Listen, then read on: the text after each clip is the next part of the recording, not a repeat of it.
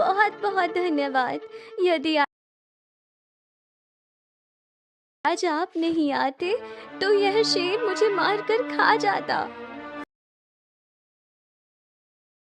राजा यशोधरा की सुंदरता को निहारता रहता है। वह इतनी सुंदर थी कि राजा की दृष्टि उसके आपका बहुत बहुत धन्यवाद। यदि आज आप नहीं आते तो यह शेर मुझे मारकर खा जाता। राजा यशोधरा की सुंदरता को निहारता रहता है। वह इतनी सुंदर थी कि राजा की दृष्टि उसके ऊपर से हट ही नहीं रही थी। अरे महाराज, आपको क्या हुआ? आप कहाँ खो गए? कहीं नहीं, कहीं नहीं। वैसे तुम कौन हो और तुम्हारा क्या नाम है?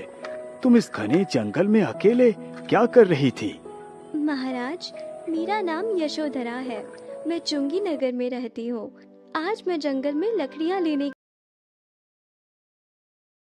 के लिए आई थी, तभी न जाने कहां से यह बाघ मुझ पर टूट पड़ा। लेकिन लकड़ियाँ लेने के लिए तो कोई और भी आ सकता है। महाराज, मेरे घर में मेरे अलावा और कोई नहीं रहता।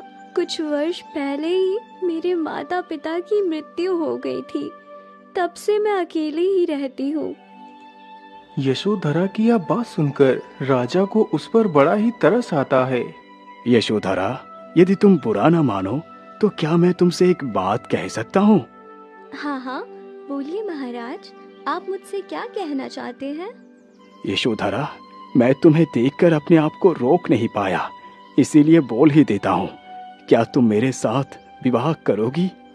परंतु महाराज, आपकी और मेरी बराबरी कहाँ से हो सकती है? आप एक सम्राट हैं और मैं तो एक गरीब अनाथ लड़की। मेरी वजह से आपको लज्जित होना पड़ेगा महाराज। नहीं यशोधरा, मैं तुमसे विवाह अमीरी गरीबी पूछकर नहीं कर रहा। तुम मुझे बहुत अच्छी लगी, इसीलिए मैंने आपके सामने विवाह का प्रस्ताव रखा।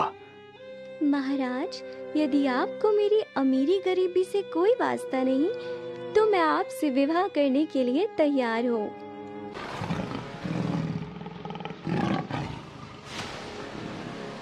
हे भगवान, महाराज की मदद करो, नहीं तो यह बाघ हमारे महाराज को खा लेगा। अरे भाग जा दुष्ट बाघ, नहीं तो मैं तुझे खत्म कर दूंगा।